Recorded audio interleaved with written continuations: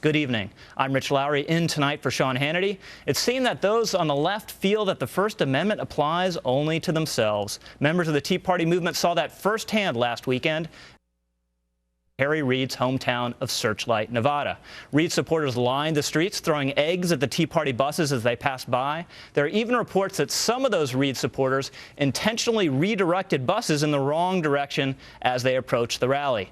Journalist Andrew Breitbart was there and watched it all go down. Take a look.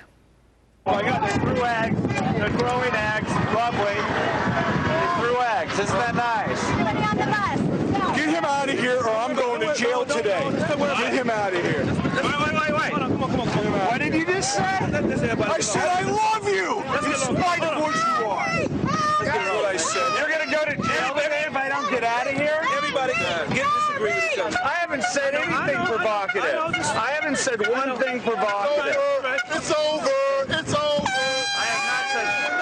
My mere standing here is causing people to intimate that they want to be violent against me. Joining me now with more on this is the man himself, the founder and publisher of BigGovernment.com, Andrew Breitbart. Andrew, thanks so much for being with us tonight. Hey, thanks for having me, Rich. So, Andrew, set out what happened here. You go and stand on a sidewalk in the middle, I assume, of Harry Reid supporters and union activists. Then what happens? Well, I actually thought that I had arrived where the event was because there was a guy standing there holding up a sign that said Searchlight. And as I got out, the guy actually said to me, "I'm misdirecting traffic," and he laughed like he was in a movie or like in some type of clown house. And I walked over to him and I asked, "Why are you redirecting traffic down the wrong highway?" And a bunch of the Harry Reid supporters surrounded me. And while that happened, as I was asking him why he was misdirecting traffic, the Tea Party bus procession started to go down the highway. And right then and there, as you can see on the video, that group of people started to throw a barrage of eggs. I'd say there were about a dozen eggs that were thrown, and I found myself in that incident. Now, you didn't do anything to provoke anyone, obviously, but you had this gentleman, and I use the word loosely, in the baseball cap, come up and say, "Get this guy out of here or I'm going to jail today." And presumably he didn't mean go to jail for jaywalking or littering or anything of that nature. It was a threat. Well, I'm not a psychologist, but they call that passive aggression in my neighborhood. Passive aggression, yeah. And Andrew, this wasn't on the video that we played, but you captured and it's up on your site. You had I assume it was a cop or some sort of security official come right afterwards, very angry about these eggs being thrown, and you have someone else from the crowd talk to her and try to tell her that you were the one throwing the eggs. They called the police on me. As you can see, I didn't throw the eggs. As you can understand, I have no desire to throw eggs at the Tea Party Express bus, but they did. That would be a very strange psychological disorder if you did, Andrew. Indeed, it would be. And while I was going to my car, two police cars pulled up to me and said that they had been called because I was alleged by the group of the people who did throw the eggs that they said, "You threw the eggs." I said, "Well, as you can see, I've got a cameraman behind me, and I can show you right now that the video will show that they were the ones that threw it." And the guy, the police officer, as opposed to going back to the crowd that called the police, and he now had a new crime on his hand that they had falsely called the police on me, just drove away. He could have cared less that there were threats of assault on me, which I told him about. He could care less that the eggs had been thrown at the Tea Party group by this group of people. And as you can later see at BigGovernment.com, we isolated who the individuals were who were involved, and they were from the IBEW, the International Brotherhood of Electrical Workers out of Nevada.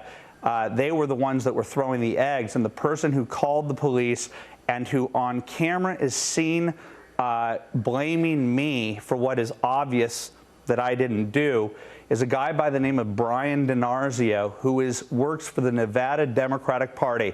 He is the field director for the Nevada Democratic Party. He used to be a staffer for Hillary Clinton, and he was the one who was involved in this Alinsky tactic of misdirection and accusing me of what they were trying to do, which was trying to stoke and provoke an incident at the rally. Yeah, now you actually have a freeze frame with a big arrow pointing to one of these guys with the egg actually in his palm.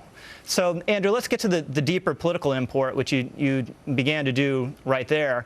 What if this were Tea Party activists who had eggs and threw them at a bus carrying Harry Reid or Harry Reid supporters and threatened a Democratic activist in their midst? What would the media have done with this story?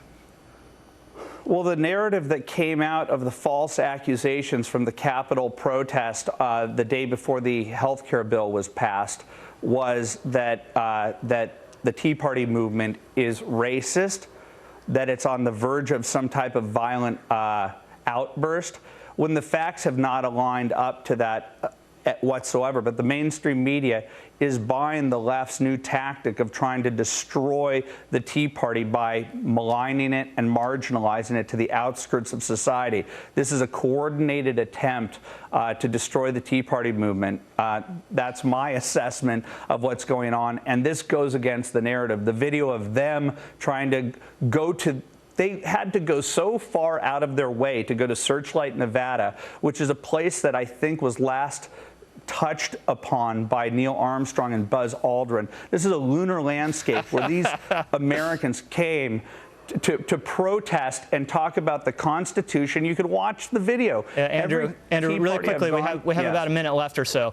Talk a little bit about the incident prior to the health care vote, where a group of African-American congressmen were allegedly called the N-word by Tea Party protesters. And this was reported by every major media outlet in the country pretty much, and was used to tar the Tea Partiers as racist.